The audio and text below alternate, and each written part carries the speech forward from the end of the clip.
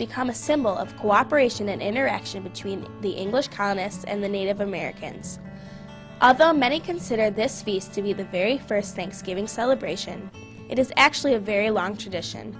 Native American groups throughout the Americas also had harvest festivals, ceremonial dances, and other celebrations of thanks for centuries before the arrival of the Europeans in North America. Historians aren't completely sure what the Pilgrims included on their Thanksgiving meal, but it's safe to say that the Pilgrims weren't gobbling up pumpkin pie or playing with their mashed potatoes.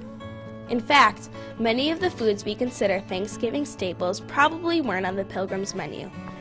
There was most likely no ham, since there is no evidence that the colonists had butchered a pig at this time, though they had brought pigs over with them from England. Potatoes were uncommon, and there was no corn on the cob, since corn was dried out at this time of year.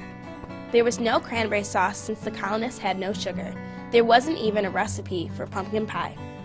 The first Thanksgiving may have had a menu that included foods as odd as eel, crane, eagle, seal, radishes, leeks, walnuts, and acorns. The most detailed description of the first Thanksgiving comes from Edward Lindsay from a Journal of the Pilgrims at Plymouth in 1621, which states that they definitely had some kind of wild fowl and had venison. More than 200 years after the first Thanksgiving, President Abraham Lincoln declared the final Thursday in November as the National Day of Thanksgiving. Congress finally made Thanksgiving Day an official national holiday in 1941.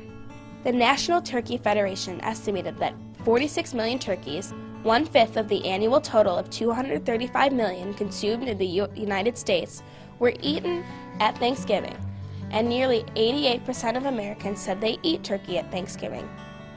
The largest pumpkin pie ever baked weighed 2,020 pounds and measured just over 12 feet long. Another Thanksgiving staple is the Macy's Thanksgiving Day Parade, which was originally known as the Macy's Christmas Parade to signify the launch of the Christmas shopping season. The first Macy's Thanksgiving Day Parade took place in New York City in 1924. Some 3 million people attend the annual parade, and another 44 million watch it on television. Tony Sarge, a children's book illustrator and puppeteer, designed the first giant hot air balloons for the Macy's Thanksgiving Day Parade in 1927. Another Thanksgiving tradition that began right here in Michigan is the Lions Thanksgiving football game. The first time the Detroit Lions played football on Thanksgiving Day was in 1934 when they hosted the Chicago Bears at the University of Detroit Stadium in front of 26,000 fans. The NBC radio network broadcast the game on 94 stations across the country, the first national Thanksgiving football broadcast. Since that time, the Lions have played a game every Thanksgiving, except between 1939 and 1944, and their record stands at 33 wins, 34 losses, and 2 ties. And I'm pretty sure we'll know what the outcome will be this year. The legacy of Thanksgiving has survived throughout the centuries as Americans gather together to spend time with friends and family and share enormous amounts of food.